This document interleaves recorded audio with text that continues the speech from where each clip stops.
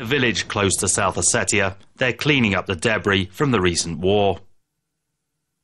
The fighting between Georgia and Russia only lasted a few days, but it will take demining experts many months to find and destroy all the munitions which both armies left behind.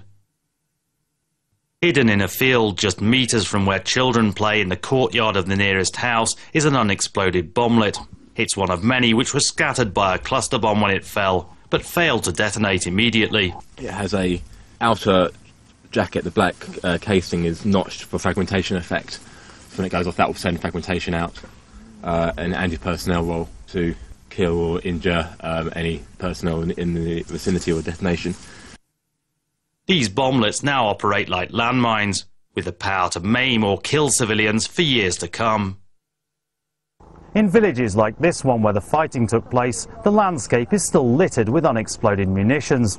It's dangerous for some farmers to work in their fields. Some have been injured, and many have lost their only source of income. It's very risky to go into the orchards. People lost most of their crops, and it was very difficult to harvest the fruit that did survive the war. There are lots of unexploded bombs in our village. The children are afraid. Imagine, these children survived the war, and now bombs are exploding again. Everyone's afraid. Despite substantial evidence, Russia has completely denied using cluster bombs during the war. Georgia has made a partial confession, but now seems to be hoping the issue will be forgotten. No one here at the Georgian Ministry of Defence would agree to speak to us about cluster bombs. It's an indication, perhaps, that Georgia has been embarrassed by revelations that it used these controversial weapons. The ministry just referred us to this statement, which insists cluster bombs were not used in populated areas.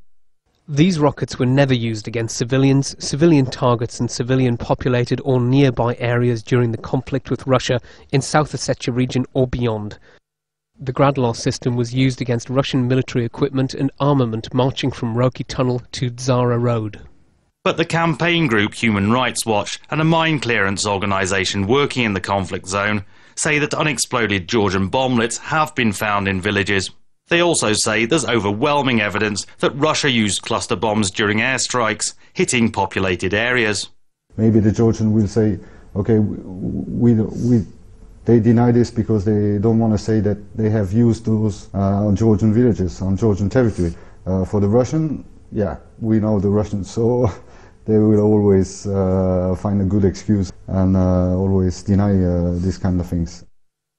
So far, neither Russia nor Georgia has signed up to the international convention banning the use of cluster bombs. For people in villages like this one, though, it's already too late.